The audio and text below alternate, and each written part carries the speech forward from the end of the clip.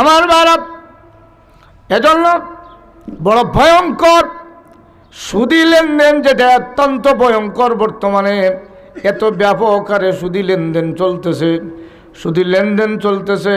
আমার মসজিদও আগের কাতারে নমাজও চলতেছে, ঠিক কিনা বলেন? লেনদেনও চলে, আগের কাতারে নমাজও চলে, একই কাতারে। কিন্তু নিজে বুঝতেছেন না যে কত বড় ফাফের মধ্যে আছেন। নমাজও চলতেছে, সুদী লেনদেনও চলতেছে।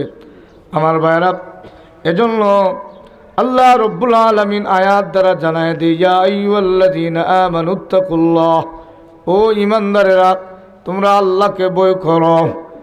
আল্লাহকে ভয় যদি না করো, সুদের লেনদেন পরিত্যাগ করতে পারবে না। এজন্য এই দুনিয়ার জগতে গুনাহ পরিত্যাগ করার জন্য অন্তরে আল্লাহর ভয় থাকার দরকার। আল্লাহর ভয় যদি মানুষের অন্তরে না থাকে, গুনাহ থেকে বাঁচতে পারবে না। আল্লাহর ভয় যদি মুমিনের অন্তরে বদ্ধমূল থাকে, এই মুমিনটা আল্লাহর কাছে দামি হয়ে যায়। সুবহানাল্লাহ। এই দুনিয়ার জগতে মানুষ বিভিন্ন ধরনের, দুনিয়ার মানুষ দামি হতে পারে। যে যে লাইনে আছে তার দাম বাড়ে। এ দুনিয়ার মানুষ যে যে লাইনে আছে, তোমাদের দাম আছে। এমপি সাহেব হইলে সমাজে ওনার দাম আছে, ইমাম সাহেব সমাজে তার দাম আছে, হুজুর ওনার সমাজের দাম আছে। কিন্তু আল্লাহ রব্বুল আলামিনের কাছে কার দাম আছে? আল্লাহর কাছে দামি হইতে হইলে আল্লাহ একটা মাপকাঠি দিছেন। আমি আল্লাহর কাছে সর্বোচ্চ দাম হইল ওই ব্যক্তির যেই ব্যক্তি সর্বোচ্চ আমাকে ভয় করে। সুবহানাল্লাহ। আমার ভাইরা, এজন্য আল্লাহ এই সুদী লেনদেন থেকে বাঁচার জন্য আগে নোটিশ দেয়, ও ইমানদারেরা তোমরা আল্লাহকে ভয় করো। কারণ সুদীর ব্যবহারটা বড় জটিল ব্যবহার। এটা থেকে বিরত হওয়ার জন্য আল্লাহর ভয় ছাড়া মানুষ বিরত হতে পারবে না, কারণ এটা বড় ভয়ঙ্কর একটা বিষয়। এজন্য আমার আল্লাহ রব্বুল আলামিন আল্লাহকে ভয় করার জন্য জানায় দেব, ইয়া আইয়ুহাল্লাযীনা আমানুত্তাকুল্লাহ, ও ইমানদারেরা তোমরা আল্লাহকে ভয় করো। আমার ভাইরা, আমরা অন্তরে আল্লাহর ভয় থাকতে হবে। আল্লাহর ভয় আমাদেরকে সুদ থেকে বাঁচাইতে পারে। দুনিয়ার কোনো কিছু আমাদেরকে সুদ থেকে বাঁচাইতে পারবে না। দুনিয়ার কোনো আইন দ্বারা আমাদেরকে সুদ থেকে বাঁচাইতে পারবে না। সুদ থেকে বাঁচাইতে হলে আল্লাহ হাত দ্বারা বুঝাই দে, একমাত্র আমি আল্লাহর ভয়। সুবহানাল্লাহ। আল্লাহর ভয় ছাড়া কেউ সুদ থেকে বাঁচতে পারবে না। আমার ভাইরা, এজন্য আল্লাহ আয়াত দ্বারা অন্তরে ভয় থাকার কথা জানিয়ে বলেন, তোমরা আল্লাহকে ভয় করো। এই দুনিয়ার জগতে আল্লাহর ভয় যাদের অন্তরে আছে, আল্লাহ পাক জানায় দে এই মানুষগুলার আমি আল্লাহর কাছে দাম আছে। সুবহানাল্লাহ। আমার ভাইরা, দেখতে ফাঁকরি নাই, পরনের মধ্যে লম্বা জামা নাই, সারাদিন রিক্সা চালায়, রিক্সার ড্রাইভার। কিন্তু দেখা যায় এই রিক্সার ড্রাইভারের আল্লাহর কাছে বড় দাম। এই রিক্সার ড্রাইভারের কেন আল্লাহর কাছে দাম? দাম হওয়ার পিছনে কারণ হলো এই রিক্সার ড্রাইভারের অন্তরে আল্লাহর ভয়। সুবহানাল্লাহ। আল্লাহর কাছে দামি হইতে হলে দুনিয়ার কোনো সিফত লাগে না। আল্লাহর কাছে দামি হইতে হলে দুনিয়ার কোনো গুণ লাগে না। আমার ভাইরা, আল্লাহর কাছে দামি হইতে হইলে আল্লাহর বান্দার একটা সিফতই যথেষ্ট, তার অন্তরে আল্লাহর ভয় থাকতে হবে। এই ভয়টা যদি বান্দার অন্তরে থাকে, আল্লাহর কাছে দামি হয়ে যায়। এই জন্য আল্লাহর নবী সাল্লাল্লাহু আলাইহি ওয়াসাল্লাম যখন রাসূল করিম সাল্লাল্লাহু আলাইহি ওয়াসাল্লাম মক্কা থেকে যখন মদিনায় হিজরত করলেন, মদিনায় হিজরত করার পরে আল্লাহর নবী সাল্লাল্লাহু আলাইহি ওয়াসাল্লাম 6 বছর মদিনার মধ্যে অবস্থান করলেন। একদিন আল্লাহর নবী স্বপ্নের মধ্যে দেখলেন সাহাবায়ে কেরাম নিয়ে তিনি মক্কার দিকে রওনা দিয়েছেন। ফজরের নামাজের পরে সাহাবায়ে কেরামদেরকে জানায় দেন, সাহাবীরা রে, আমি স্বপ্নের মধ্যে দেখলাম তোমাদেরকে নিয়ে আমি মক্কার দিকে রওনা দিছি। সাহাবায়ে কেরামগণ এই কথা শুনে আনন্দিত হইয়া কত না আনন্দিত হয়ে গেলেন। সাহাবায়ে কেরামগণ আনন্দিত হয়ে গেলেন, একজন আরেকজনকে আনন্দ সুরে বলতে লাগলেন, এবার আমরা মক্কায় চলে যাব। আমরার বাড়ি মক্কায়, আমরা আত্মীয় স্বজন মক্কায়, আল্লাহর ঘর হইল মক্কায়, আমরা মক্কায় চলে যাব, আমরা মক্কায় চলে যাব। আনন্দিত হয়েছেন। আল্লাহর নবী কিছুদিন হয়ে গেল, সোমবারটা কবে যাবেন রসুল জানায়া দেন না। পরিশেষে আল্লাহর নবী সাল্লাল্লাহু আলাইহি ওয়াসাল্লামের কানের মধ্যে যখন আওয়াজ আসলো, সাহাবায়ে কেরামদের মধ্যে গুঞ্জন শুরু হয়েছে, নবীজি কবে যাবেন? আল্লাহর নবী ঘোষণা দিলেন যে আগামীকাল আমরা মক্কার দিকে রওনা দিব। যেমনি ঘোষণা দিয়েছেন 1400-র উপরে সাহাবায়ে কেরাম রেডি হইয়া আল্লাহর নবীর সাথে রওনা দিয়েছেন। সুবহানাল্লাহ। আল্লাহর নবীর সাথে সাহাবায়ে কেরাম যখন মক্কার দিকে রওনা দিয়েছেন, রাসূল করিম সাল্লাল্লাহু আলাইহি ওয়াসাল্লাম যখন মক্কার দিকে রওনা দিয়েছেন, আল্লাহর নবী সাল্লাল্লাহু আলাইহি ওয়াসাল্লাম সাহাবায়ে কেরাম নিয়ে হুদায়বিয়ার মাঠে অবস্থান করলেন। হুদায়বিয়ার মাঠে যখন রাসূল করিম সাল্লাল্লাহু আলাইহি ওয়াসাল্লাম অবস্থান করলেন, এমনি অবস্থায় আল্লাহর নবী ঘোষণা দিলেন, ও ওমর ইবনুল খাত্তাব রাদিয়াল্লাহু তাআলা আনহু, যাও তুমি বেঈমান কাফেরদেরকে জানায়া দাও, আমরা কেবলমাত্র উমরা আদায় করার জন্য এসেছি, আমরা মক্কায় আসি নাই যুদ্ধ করার জন্য, উমরা আদায় করার জন্য এসেছি। তাদেরকে জানায়া দাও আমাদেরকে যেন তারা পারমিশন দেয়, আমরা যেন উমরা আদায় করে চলে যাই। হযরত ওমর রাদিয়াল্লাহু তাআলা বলেন, ইয়া রাসূলুল্লাহ, আপনি আমাকে পাঠাবেন না, আপনি হযরত উসমান রাদিয়াল্লাহু তাআলাকে পাঠিয়ে দেন, কারণ আমার উপরে তারা বড় অসন্তুষ্ট, আমারে মক্কার কাফেররা পাইলে ছাড়বে না। সুবহানাল্লাহ। আমারও যদি ভাই তাহলে তারা ধরে রাখবে, আমারে ছাড়বে না। আল্লাহর রাসূল, আপনি আমারে পাঠাবেন না, আপনি দয়া করে হযরতে উসমানকে পাঠিয়ে দেন। আল্লাহর নবী যখন হযরত উসমান রাদিয়াল্লাহু তাআলা আনকে পাঠিয়ে দিলেন, যেমনি উসমান রাদিয়াল্লাহু তাআলা আনকে পাঠাইলেন, উসমান রাদিয়াল্লাহু তাআলা আনকে মক্কার কাফেররা তখন বলল, তুমি এসেছো বায়তুল্লাহ তওয়াফ করার জন্য, তওয়াফ করু, কিন্তু মুহাম্মদ সাল্লাল্লাহু আলাইহি ওয়াসাল্লামের পারমিশন দিব না। হযরত উসমান রাদিয়াল্লাহু তাআলা আনকে তারা ধরে ফেললো। আল্লাহ পাক রব্বুল আলামিনের দয়ায় আল্লাহর নবী যখন ঘোষণা দিলেন, আমার উসমান রাদিয়াল্লাহু তাআলা আনকে যারা হত্যা করছে, আমি যতক্ষণ পর্যন্ত তার বিচার না পাবো আমি আর মদিনার দিকে ফিরব না। এই ঘোষণা যখন আল্লাহর নবী দিয়েছেন, কাফেরদের অন্তরে ভয় লেগে গেল। উসমান রাদিয়াল্লাহু তাআলা আনকে ছেড়ে দিল। আল্লাহর নবীর সাথে কথোপকথন হলো, চুক্তি হলো, এই বছর উমরা করবেন না, আগামীতে উমরা করার জন্য আসবেন। আল্লাহর নবী আবার মদিনার দিকে ফিরে গেলেন। মদিনা থেকে আল্লাহর নবী 21 মাস অথবা 22 মাসের ব্যবধানে 10,000 সাহাবায়ে কেরাম নিয়া মদিনায় আল্লাহ নবী দখলের জন্য রেডি হয়ে গেলেন। সুবহানাল্লাহ।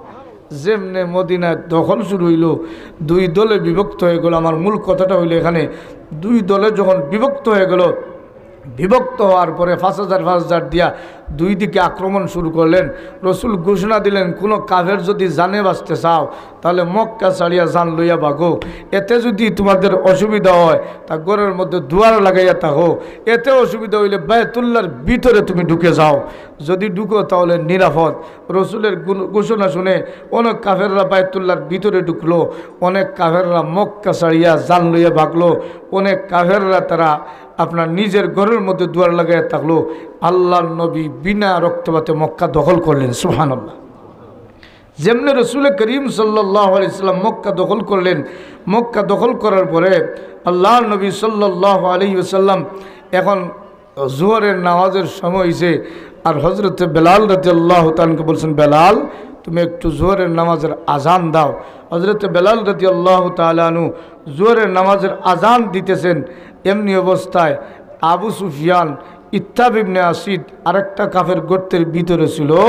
তারা গর্ত থেকে আওয়াজ যেমনি শুনছে হযরতে বেলালের, তাদের মনের মধ্যে ধারণা হইল যে কার আওয়াজ শুনে দেখি, এমনিতে কান পেতে শুনে হযরতে বেলাল আওয়াজ দিয়েছেন।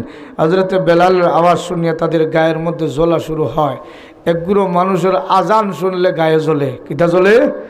আজান শুনলে গায়ে জ্বলে।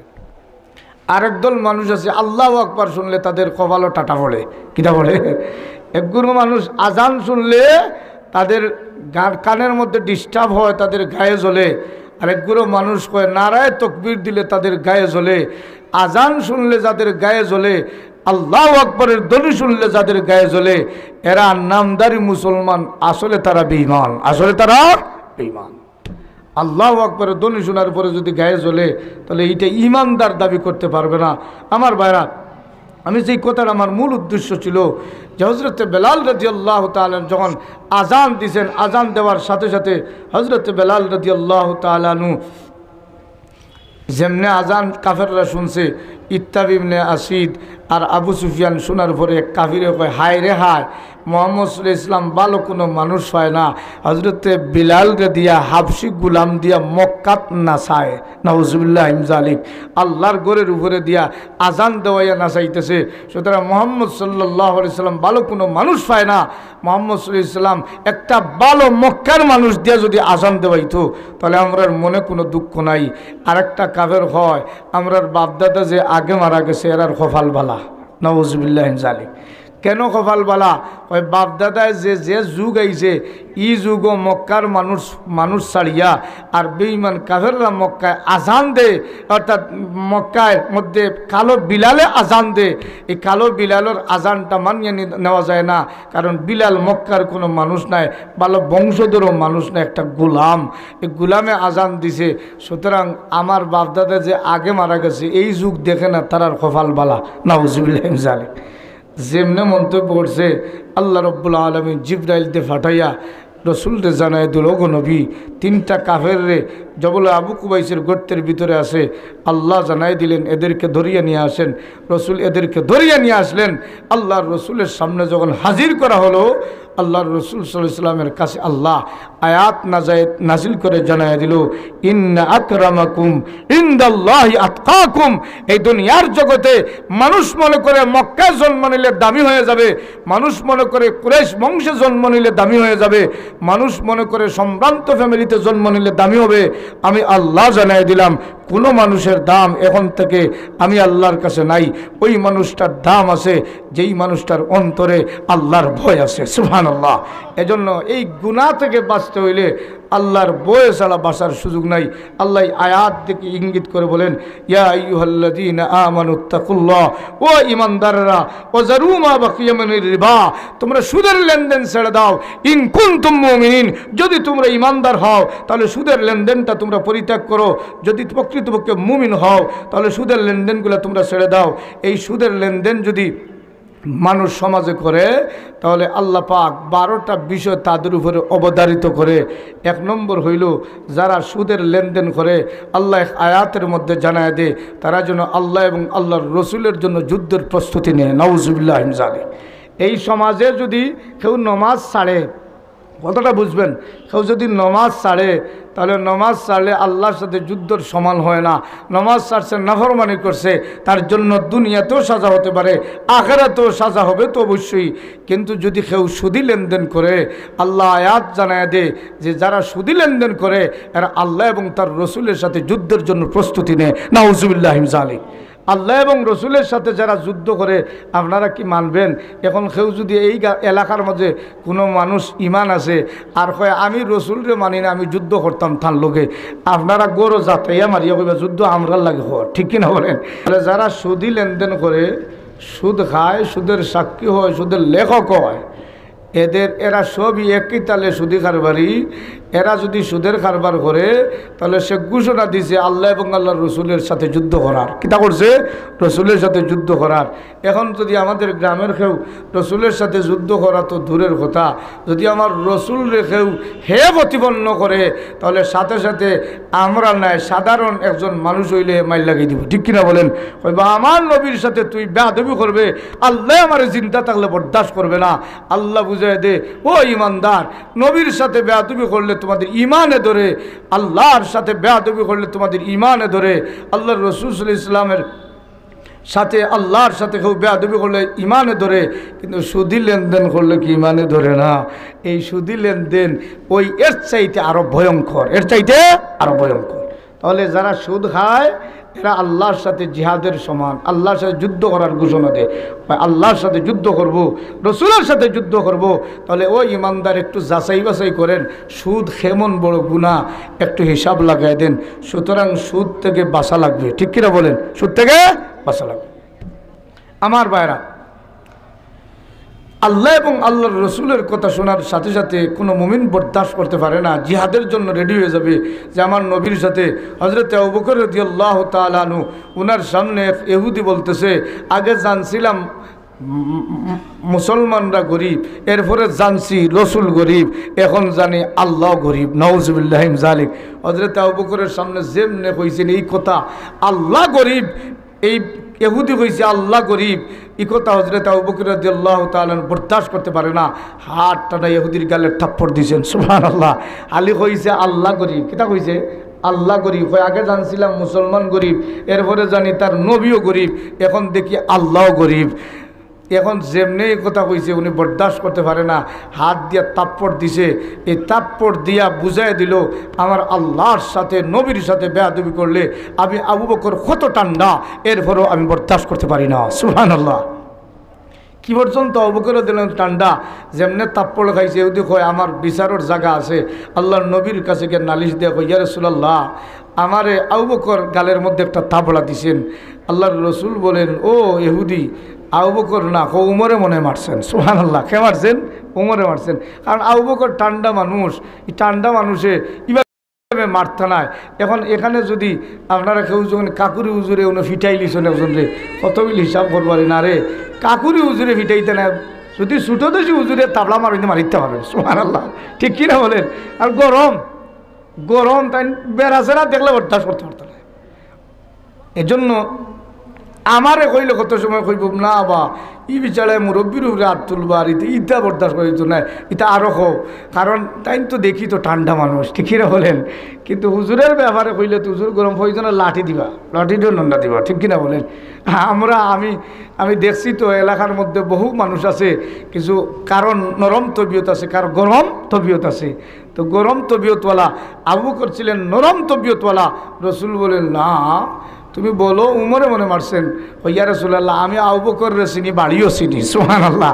আমার মারছেন আবু বকরে। আল্লাহর রসুল আবু বকর রাদিয়াল্লাহু তাআলা ডাকাইলেন। কারে ডাকাইলেন? হযরত আবু বকর।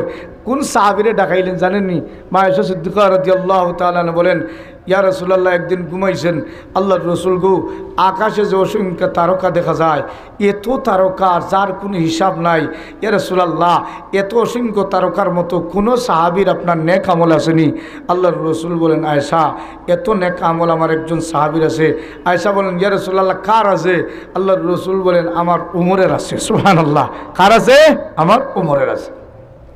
যেমনে কইছেন আমার উমরের এত নেক আমল আছে, হযরত আয়েশা সিদ্দিকা রাদিয়াল্লাহু তাআলা চেহারা মলিন হয়ে গেছে। আল্লাহ, তাহলে দেখি আব্বার চাইতে উমরের সওয়াব বেশি। সুবহানাল্লাহ। আমার বাবা আবু বকরের চাইতে উমরের সওয়াব বেশি। আল্লাহর নবী দেখলেন যে আয়েশার চেহারা মলিন হয়ে গেছে। আল্লাহর রসুল রুহানির ডাক্তার, রসুল বুঝে বললেন, আয়েশা তুমি চিন্তা করো না, তোমার বাবার আল্লাহ পাক যত নেক আমল দিছে আকাশের তারকার সাথে তুলনা করা যাবে না। সুবহানাল্লাহ। ওমরের সওয়াবের সাথে আকাশের অসংখ্য তারকার সাথে তুলনা করা যাবে, কিন্তু আল্লাহ আবু বকরের যত নেক আমল দিছে, আবু বকর রাদিয়াল্লাহু তাআলা নেক আমলের সাথে কোনো তারকার সাথে তুলনা করা যাবে না। এই আবু বকর রাদিয়াল্লাহু তাআলা আনহু যেমনি আল্লাহর রসুলের সাথে বেয়াদবিমূলক কথা শুনছে তাপ্পড় দিছে, ঠিক কিনা বলেন? কিন্তু এর চাইতে ভয়ঙ্কর হলো সুদের কারবার, এর চাইতে ভয়ঙ্কর হলো সুদের কারবার। আল্লাহ সে ঘোষণা দিয়া দে যে আল্লাহর সাথে জিহাদ করবে, আমার নবীর সাথে জিহাদ করবে। এত বড় মারাত্মক হলো সুদি গুনাহ আমার ভাইরা। এজন্য যারা সুদ খায় এরা আল্লাহ এবং আল্লাহর রসুলের সাথে জিহাদের ঘোষণা দে। 2 নম্বর, যারা সুদ খায়, হাদিস শরীফের মধ্যে এসেছে কাল কিয়ামতের ময়দানে আল্লাহ পাক রব্বুল আলামিন এই মানুষকে গলার গাঁট টানিয়া টানিয়া তুলবেন। সুবহানাল্লাহ। যারা সুদ খায় কিয়ামতের ময়দানে সুদীদেরকে আল্লাহ গলার গালের মধ্যে টানিয়া টানিয়া তুলবেন, এত কষ্ট হবে উঠতে সময়। 3 নম্বর, যারা সুদ খায় আল্লাহ পাক রব্বুল আলামিন এদেরকে পাগল অবস্থায় কবর থেকে উঠাইবেন। নাউজুবিল্লাহ মিন যালিক। ও ভাই, সুদের অবস্থা একটু বিবেচনা করেন যে যারা সুদ খায় এরা সুদি কারবারিরা এত ভয়ঙ্কর গুনাহ করে যে আল্লাহ পাক রব্বুল আলামিন এদেরকে কবর থেকে মাতাল অবস্থায় উঠবে, পাগল অবস্থায় উঠবে সুদের কারবারিরা। আমার ভাইয়েরা, 4 নম্বর, যারা সুদ খায় আল্লাহ পাক রব্বুল আলামিন হাদিস শরীফের মধ্যে আল্লাহর রসুল বলেন এরা আল্লাহর আযাবরে টানিয়া আনে, আল্লাহর আযাবরে টানিয়া আনে। এখন আযাব যদি টানিয়া আনে, কেউ যদি কোনো গজবরে টানিয়া আনে, তাহলে গজবে খেউরে ছাড়ে না, যারে ভাই তারে ধরে, ঠিক কিনা বলেন? এখন সহি হাদিসের রিওয়ায়াত এসেছে যারা সুদ খায় এবং জিনা করে এরা আল্লাহর আযাবরে টানিয়ে আনে। 5 নম্বর হইল যে এলাকায় সুদি ব্যাপক প্রচলন চলে আর সুদের লেনদেন চলে, জিনার কারবার চলে, এই এলাকায় আল্লাহ দুর্ভিক্ষ দেয়। কিতা দে? দুর্ভিক্ষ দেয়।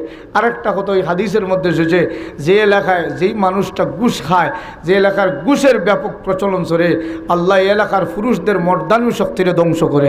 সহিহ রিওয়ায়াত। যে এলাকায় ঘুষ চলে, ঘুষ বুঝইনি, কয় হাতিয়া দে বাবা তোমার ফাইল যে লড়াইছি, কিতা লড়াইছি? ফাইল লড়াইছি। অফিসে যাইবা, যে কোনো অফিসে গিয়া আপনি কইব খাসটা করার জন্য, কইব চাচা এই খাসটা এখন সময় নাই, বলে চাচা সময় নাই রে বা করা লাগবে। কয় আচ্ছাতে কিছু দেন না আমারে, কিছু দেন, হাতিয়া দেন। এগুলো আদিয়া, এগুলো আদিয়া। অথচ এই অফিসের চাকরি করে, এই অফিসের নির্ধারিত বেতন আছে, সরকারে বেতন দিতেছে, এরপরে হে হাদিয়া টুকায়, এটা ডাইরেক্ট ঘুষ। মনে রাখবেন যে যত বড় ঘুষখোর আল্লাহ তার মর্দামি সত্তরে বিলুপ্ত করে দেয়, পুরুষত্তরে আল্লাহ ধ্বংস করে দেয়। হাদিসে সহিহ হয় আমার ভাব। এজন্য 5 নম্বর হল যে এলাকার মধ্যে সুদের ব্যাপক প্রচলন চলে, যে এলাকার মধ্যে জিনের ব্যাপক প্রচলন চলে, আল্লাহ এই এলাকার মধ্যে আমভাবে গজব নাজিল করে। গুনার কারণে গজব টানিয়ে আনা হয়, সুদের গুনায় গজব টানিয়ে আনে। হাদিসে এসেছে যারা সুদ খায় এরা গজব টানিয়ে আনে, আল্লাহর গজব টানিয়ে আনে। আর আল্লাহর গজব যখন আসে কাউরে রাখে না, সবরে ধ্বংস করে।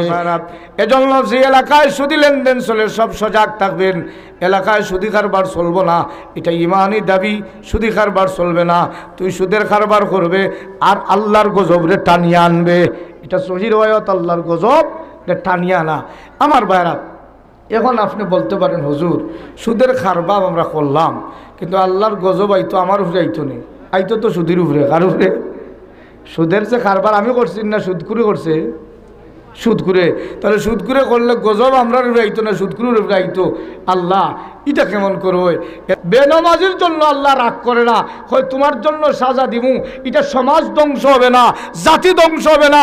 কিন্তু সুদের এমন একটা ব্যবসা, যেই ব্যবসার কারণে পৃথিবীর ভারসাম্য ঠিক থাকে না, পৃথিবীর মানুষের ভারসাম্য ঠিক থাকে না। জিনার এমন একটা ব্যবসা, জিনা এমন একটা খারাপ কাজ যেটার কারণে পৃথিবীর মানুষের ভারসাম্য ঠিক থাকে না। সুতরাং আল্লাহ এই পৃথিবীতে যখন জিনার ব্যাপক প্রচলন হয়, জিনার ব্যাপক প্রচলন চলে, সুদের ব্যাপক প্রচলন চলে, আল্লাহ এই জাতিরে আমি রাখবো না, আমার রাগ উঠে আমি আমভাবে গজব দিই। নাউজুবিল্লাহ। তাহলে আমার কথা থেকে বুঝতেছেন সুদের গুনাহ সাধারণ না মারাত্মক? জুড়ে বলেন মারাত্মক। আমার ভারত এরপরে আল্লাহ রব্বুল আলামিন সুদের ব্যাপারে আল্লাহর রাসূল সাল্লাল্লাহু আলাইহি ওয়াসাল্লাম বলেন, আমি মেরাজে যখন তাশরিফ নিলাম, মেরাজে তাশরিফ নেওয়ার সময় আল্লাহ রসুল সাল্লাল্লাহু আলাইহি সাল্লাম এক দৃশ্য বর্ণনা করেন। আল্লাহ রসুল একদিন স্বপ্নের মধ্যে দেখলেন রসুল করিম সাল্লাল্লাহু আলাইহি সাল্লাম এমন একটা পেটুক, পেটের মধ্যে তার আগুনে ভর্তি, পেটের মধ্যে তার আগুনে ভর্তি, এমন বড় পেটুক, এমন বড় পেটুক। আল্লাহ রসুল সাল্লাল্লাহু আলাইহি সাল্লাম যখন এই দৃশ্য দেখলেন, এত বড় ফেট লইয়া আটতে পারে না, ফেটের ভিতরে আপনার এমন বড় বড় ফেট। জিব্রাইল রসুল জিজ্ঞাসা করবো, জিব্রাইল এই ফেট আলা খারা? জিব্রাইল কই এরা সুদি খারবারি। এরা খারা? সুদি খারবারি। আমার ভাইরা এত ভয়ঙ্কর। এরপরে সুদি খারবারিদের ব্যাপারে আল্লাহর রসুল সাল্লাল্লাহু আলাইহি সাল্লাম জানাই দিয়েছেন, যারা সুদি খারবার করে এদের মধ্যে মারাত্মক গুনাহ, গুনার পরিমাণ 70-এর উপরে। কোনো খুঁজায়া কিতাব খুঁজায় 73টা পাওয়া যায়, 73টা গুনাহ পাওয়া যায়। এর মধ্যে সর্বনিম্ন গুনাহ হইল সন্তান, আপন সন্তান তার মায়ের সাথে জিনা করলে যে পরিমাণ গুনাহ হয়, সুদ খাইলে, সুদ দিলে তার চাইতে ভয়ঙ্কর গুনাহ হয়। নাউজুবিল্লাহ। তাহলে বুঝেন যে সুদের কারবার চলতো না, সমাজ থেকে বিরত হইতো। আল্লাহ রব্বুল আলামিন যেন আমরা রে সুদের লেনদেন থেকে বাঁচায় রাখে, সকলে বলেন আমিন। আমার ভাইরা, এজন্য সুদের আরেকটা গুনাহ আছে, এত মারাত্মক গুনাহ, সুদের মধ্যে এত মারাত্মক গুনাহ। ও আমার ভাইরা, এই বিষয়গুলা আমরা একটু আলোচনা শুনলে আমরা মানুষকে বুঝাইতে পারবো যে সুদ থেকে আমরা ফিরে আসতে হবে, সুদের লেনদেন থেকে আমরা ফিরে আসতে হবে। কারণ সুদ দিয়া আজকে সমাজ, আল্লাহ এর ব্যাপারে কঠোর ভাষায় জানাই দিছে। আল্লাহ বলেন, হাল্লাল্লাহুল বাইআ ওয়া হাররামার রিবা। আমি ব্যবসারে হালাল করে দিয়েছি রে বান্দা, ব্যবসা করো, আমি নিষেধ দেই না বেশি বেশি ব্যবসা করো। আর হারামার রিবা, আর সুদের ব্যাপারে আমি নিষেধ দিয়েছি, সুদের ডাইরেক্ট হারাম করে দিয়েছি। কোরআনুল কারীমের মধ্যে কিছু আয়াতে স্পষ্ট হারাম আছে, কিছু আয়াতের মধ্যে হারামের ব্যাপারে কিছু স্পষ্ট কথা আছে। এর মধ্যে সবচেয়ে স্পষ্ট কথা হইল আল্লাহ বলেন ও হারামার রিবা, আমি আল্লাহ সুদরে হারাম বানায় দিয়েছি। সুবহানাল্লাহ। সুতরাং আসুন আমরা এই সুদ থেকে পরিত্যাগ করি। আল্লাহ বলেন ইয়া আইয়ুহাল্লাযীনা আমানুত্তাকুল্লাহ ওয়া যারু মা বাকিয়া মিনার রিবা ইন কুনতুম মুমিনিন। যদি তোমরা মুমিন হও তাহলে সুদের কারবার তোমরা পরিত্যাগ করো, সুদের লেনদেন তোমরা পরিত্যাগ করো। কিন্তু আমরা সুদ খাই, ইমানদার দাবি করি, সুদ খাই, ইমানদার দাবি করি, সুদের লেনদেন চলে, ইমানদার দাবি করি। এই আয়াত দ্বারা আল্লাহ বুঝাই দিল যারা সুদ খায় এরা প্রকৃত মুমিন না। কারণ প্রকৃত মুমিন যারা সুদ পরিত্যাগ করে। আমার ভাইরা, এজন্য আমার আপন ভাই যদি সুদ খায় তারা বিরত রাখতে হবে। কারণ আপন ভাইয়ের উপরে গজব আইলে আমি বড় ভাইরেও গজবে ছাড়তো না। ঠিক কিনা বলেন? আল্লাহর গজব থেকে আমরা বাঁচতে হবে। এই বিষয়গুলা আমি যে আলোচনা করলাম, এই বিষয়গুলো জানার জন্য ইলমের দরকার। এই বিষয়গুলো জানতে হইলে কিছু আলেমের দরকার। এই বিষয়গুলো কিছু জানার দরকার, মানার দরকার। এবং জানতে হইলে আলিম ছাড়া জানা যাবে না। যদি গয়ের আলিম যদি হয় তাহলে হে সুদরে হালাল বানাই দিব। ঠিক কিনা বলেন? আজকে আলিম ছাড়া এই বাংলাদেশে যে অবস্থা চলতেছে, বাংলাদেশ শিক্ষানীতির উপরে যে গজব চলতেছে, শিক্ষানীতির উপরে যে পর্দার ব্যাপারে যে মানুষকে বুঝাইতে হইছে, এইগুলা বুঝতে হইলে আলিমের দরকার। কিসের দরকার? আলিমের দরকার। আজকে গোটা বাংলাদেশে উলামায়ে কেরাম প্রতিবাদ করতেছে। দেখেন পর্দার প্রতি কি বিদ্বেষী মনোভাব বাচ্চাদেরকে বইয়ের মধ্যে উল্লেখ করা হয়েছে যে একটা মহিলা ট্রেন থেকে নামছে, ট্রেন থেকে নামার কারণে তার কাপড়ের মধ্যে, তার ওড়নার মধ্যে ফেসিয়া ট্রেনের ডাব্বার অর্থাৎ ট্রেনের বগির নিচে পড়ে গেছে। এখন তুলতে হইলে তার সাথে একটা দাসী আছে, ওই দাসী টানতে টানতে তুলতে পারতেছে না। এমনিতে কিছু পুরুষ সামনের দিকে আগাইছে, যেমনি আগাইছে মহিলা কয় না আমাদেরকে স্পর্শ করে না, তোমরা পুরুষ। এই অবস্থায় আধা ঘন্টা পরে ট্রেন আইছে আর পর্দা নিশিরে ট্রেনে ফিসিয়া গেছে। এই কথাটার মাধ্যমে পাঠ্য বইতে কিতা বোঝানো হইল বলে যারা পর্দা অবলম্বন করবে এরা মরা ছাড়া কোনো গতি নাই। নওজুবিল্লাহ সালে দেখেন না শিক্ষানীতির উপরে কী ব্যবস্থা নেওয়া হয়েছে। সুতরাং আমার ভাইয়েরা এইগুলা বুঝতে হইলে ইলমের দরকার। কিসের দরকার? ইলমের দরকার। আমার ভাইয়েরা এই জন্য আলিম হওয়ার দরকার। বাচ্চারা আলিম বানান, বাচ্চারা হাফেজ বানান। এই বাচ্চারা আলিম এবং হাফেজ বানানোর জন্য আমাদের এখানে ছোটদের হাফিজি মাদ্রাসা, এখানে বাচ্চার মক্তব পর্যন্ত প্রাথমিক পড়া চলতেছে এবং বাচ্চারা কিছু জ্ঞান দিতেছে। যদি আপনারা এভাবে দিনই দরজকে না পড়ান তাহলে যে অবস্থায় পৃথিবীর মধ্যে জেনে রাখবেন মানুষরে বন্দি করে ইসলাম থেকে দূরে সরানো যাবে না, মানুষরে জিম্মি করে ইসলাম থেকে আপনার দূরে সরা যাবে না।